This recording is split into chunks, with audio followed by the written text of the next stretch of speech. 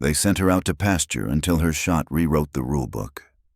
The jeers started the second she stepped onto the range. Not whispered, not subtle, loud, sharp, and carried clean on the desert wind across Fort Dry Creek, a place where the dirt was dry. The tempers drier, and the air reeked of gun oil and ego. "Hey, you lost. Ma'am, bingo night's down the road," someone snorted. Another added, "She gonna use that cane as a shooting stick?" Reyna Harlow didn't flinch. At 48, she'd heard worse. Much worse in a dozen dialects. Across 2 continents, under fire. But this was different. This wasn't war. This was sniper school tier of advanced. Invitation only, meant for the sharpest marksman under 30. She walked slower than most. Her left leg dragged just slightly, scar tissue and shrapnel didn't heal like pride. Slung across her back wasn't a standard issue mic. 11. It was a battered .308 Crimson mark. Scratched, hand-etched. Older than some of the recruits staring at her. She heard one of them whisper, not even trying to hide it, "Who let Grandma in?" Another one guessed the Army's gone full diversity hire. Still, Reyna didn't break stride. She'd spent 6 years away from this kind of ground. 6 years since the last mission that ended with a medevac and a body bag, neither one hers.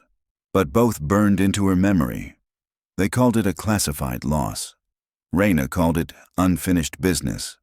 The brass at Fort Dry Creek didn't roll out red carpets. But they let her in. Barely. Medical clearance, clean record, veteran honors, all checked. But you could tell by the way the younger instructors side-eyed her she was a box they didn't want to tick. She walked toward the briefing canopy where Master Sergeant Buck Vexler waited. Steel gray crew cut, clipboard in hand, face like sandpaper.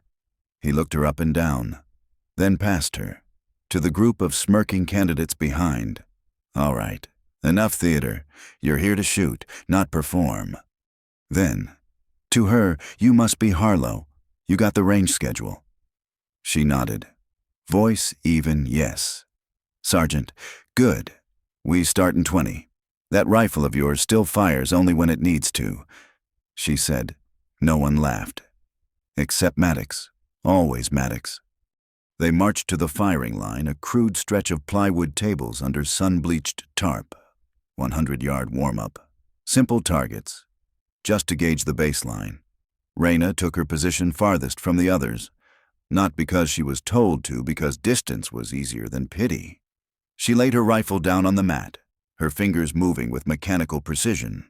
No wasted motion, no fanfare. The whistle blew. Shots rang out staccato cracks down the line.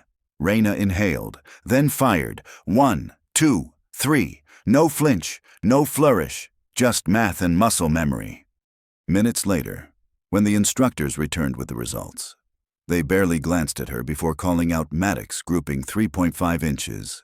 Rhodes 4, Harlow 1 inch dead. Best in group. A quiet dropped over the range like a snapped string. Reyna didn't smile. She just leaned down, brushed dust off her rifle, and whispered only to herself, "Beginner's luck. Happens sometimes." A flicker ran through the line as the results echoed across the sand. Harlow, 1 inch grouping. Best of the round. Heads turned, whispers followed. The limp, the gray at her temples. Several of the younger men leaned in, trying to match the name to the outlier in the lineup. Reyna didn't flinch, eyes forward, breathing steady.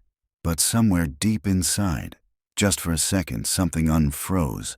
Not pride, not satisfaction, just oxygen in a fire she wasn't done feeding.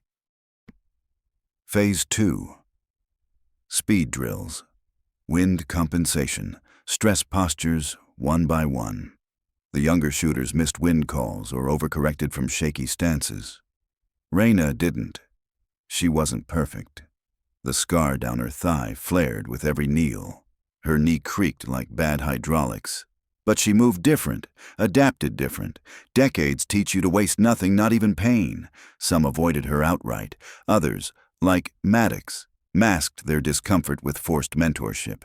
"You'll want to hold left. Ma'am, That's what we do at 300. She nodded once. Let him speak. She wasn't here to teach boys how to read wind. She was here to bury ghosts no one else could see. That evening, as the desert sky bruised orange, she cleaned her rifle slow and deliberate bolt disassembled across her lap like a ritual. Then came the shadow. Corporal Maddox stood over her, thick with sarcasm. Nice grouping today. Harlow. Guess even a busted watch is right twice a day. She didn't look up. Everyone has off days, she murmured. Maybe you had yours. A pause, a hitch in his throat. She felt it. I've got 10 years behind a scope. So have I, she said flatly. Still not looking. He blinked. Didn't expect that. Before he could recover. An instructor's voice cut through. Maddox, Granger wants you on post. He left. Jaw tight. She exhaled. This wasn't about him. It never was. That night. Sleep was thin. The dream came short and sharp. A rooftop, a pinned squad mate, blood on sand, and a shot she never took. She woke gasping, chest tight, no screams, no panic, just breath like fire and fists full of memory. She drank warm water from her canteen, stared at the ceiling. You came here to finish that shot, she whispered. You owe him that much. By sunrise, they entered Phase 3 field movement. Timed sprint, dive, engage 5 targets, Mirage and Wind both active, no spotter, no rangefinder, 10 steps in. Her leg locked up like rebar. She nearly buckled then ground her teeth and moved anyway. Cover, breathe, fire, 1 down, then 2, 3. Every bullet made the pain worse. Every target made it worth it. When the buzzer blared, all 5 were down. Her thigh felt like molten steel. She didn't limp off. She walked slow but upright. Later, the board went up. To Harlow, just behind Staff Sergeant Granger. Maddox was 3 names lower. He didn't speak, but his grip on the rifle tightened every time her name echoed across the yard. At sundown, Sergeant Vexler assembled them. Tomorrow's about stealth. He barked. 2 clicks. You've got eyes on you from elevation. Get within 500. Take the shot. Exfil clean. You get spotted, you start over. He let the weight of it sit. This isn't Call of Duty. It's not about squeezing triggers. It's about becoming smoke. Dismissed. That night, Reyna didn't join anyone for chow. She ran checks in silence. Rifle, range card, pack weight, hydration. Tomorrow wouldn't test her aim. It would test whether ghosts could disappear, and whether one of them still had a place among the living. They called her outdated. But scars remember what textbooks forget. She adjusted the way she crawled, not out of weakness but calculation. Every inch forward.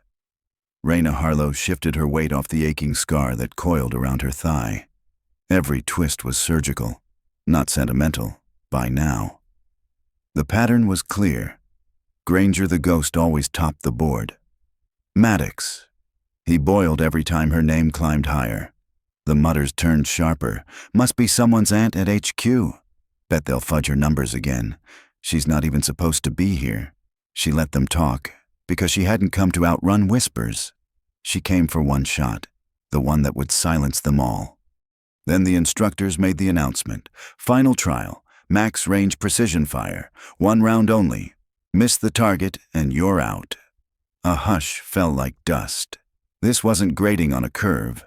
This was pass-fail. 1 mistake and 3 weeks of sweat turned to ash.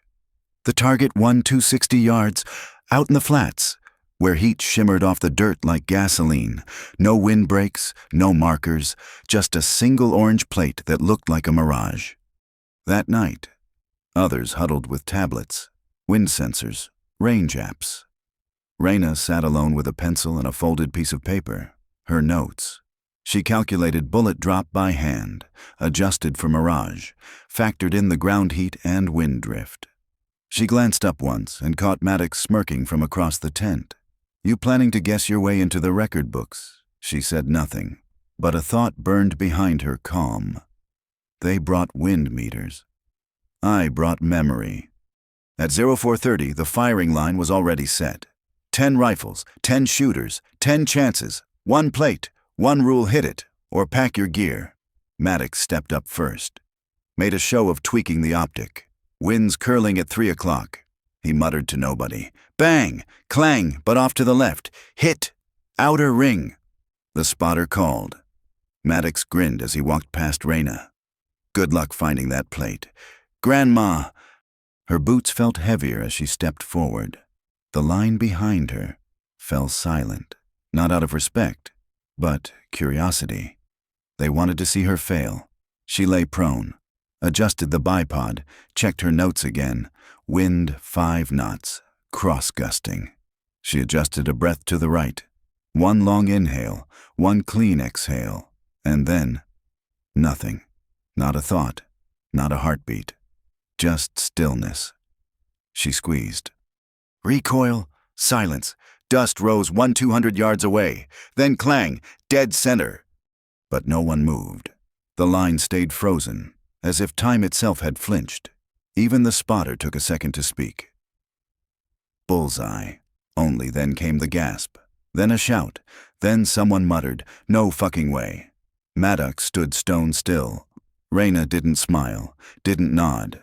She stood slowly, walked back, past Maddox without a glance, and whispered, mostly to herself, that wasn't luck, that was earned. Then, for the first time, Granger spoke. Just 1 line, soft, but loud enough for all to hear. That's the cleanest shot I've ever seen. And just like that, the whispers died. They brought gadgets. She brought ghosts. And ghosts don't miss. They posted the results at sundown. No preamble, no speech. Just names on a plywood board outside the barracks, stapled into place like battlefield orders. 1 Harlow. Distance from center 0.00 inches. Underneath. In red marker, closest impact in school history. Ever. No one said a word. Maddox stared for 3 seconds, then turned, slung his rifle, and walked off. He never looked back. Sergeant Wexler approached her later, alone, behind the mess tent. "You know they're still talking," he said. Reyna raised an eyebrow but didn't answer. He nodded toward the board. That shot, it wasn't just clean, it was historic. She looked away, uncomfortable, but Wexler wasn't done. "You don't owe them answers. Harlow," he added, quieter now. "Sometimes the trigger's enough." Then he paused just long enough for it to stick. Ever considered teaching? He left before she could reply. The next morning, a group of recruits gathered near the range, nervous, shaky. One of them, a girl barely out of her teens, kept struggling with her shooting stance. Elbow too high, scope alignment off, breathing too fast. The instructors barked corrections, but the girl looked like she was about to cry. Reyna stepped forward without a word, kneeling beside her slowly. Stiffly, she adjusted the girl's elbow, shifted her foot placement, whispered something only the recruit could hear. The girl nodded, wiped her cheek, and fired. Solid grouping. Dead center. The girl turned, expecting a thumbs up. Reyna had already walked away. That night, Reyna sat alone behind the barracks, oiling her rifle beneath a sky smeared with starlight. Her hands moved automatically, but her mind wasn't on cleaning metal. It was on a voice she hadn't heard in years. "You'll never be as good as them." Then her own voice. "Today, I don't need to be them. I just need one shot that matters. Experience doesn't shout, it shows up. When the rest hesitate, they didn't throw her a ceremony. No medals, no grand speeches, just an envelope, coordinates, a date, and a flight manifest with her name on it, Harlow, Reyna. Designation long-range support, deployment forward operating zone Delta 4. She didn't ask questions, didn't need to. The terrain was jagged, red, and humming with heat. A rooftop, wind sharp off the canyon's edge. Reyna lay prone for nearly 3 hours, breathing with the stone beneath her, tracking the high-value target across 2 ridgelines. Then, one breath, One squeeze, one clean drop. No one saw her, but someone down there lived because she didn't miss. She came back months later quiet as she'd left. The barracks at Fort Dry Creek had been scrubbed and repainted, but in the training hall, something had changed. There, above the firing lanes, framed in steel, hung a photo, black and white, her silhouette. Mid-trigger squeeze, the caption below 1-260 yards, no spotter, no excuses. She stared at it for a long while, not smiling, not frowning, just remembering the weight of that moment. A voice startled her. Young, unsure. Was that really you? Reyna turned, a new recruit, wide-eyed. Dust on her boots, just barely taller than her rifle. The girl looked between Reyna and the photo again. It doesn't look like you.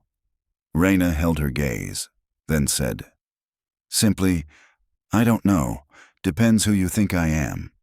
Later that evening, when the yard was empty and the flags hung still, Reyna wandered back to the old wooden bench near the edge of the range. There was a marker now carved by hand, weathered by time, Dry Creek record holder. She ran her fingers across the words, not as a boast, but as something quieter, earned. She sat, rifle across her knees, watching the sky fade into its final shades of orange, and when a breeze moved past her, light and fleeting, she whispered more to herself than anyone else. They tried to retire her, but she rewrote the standard.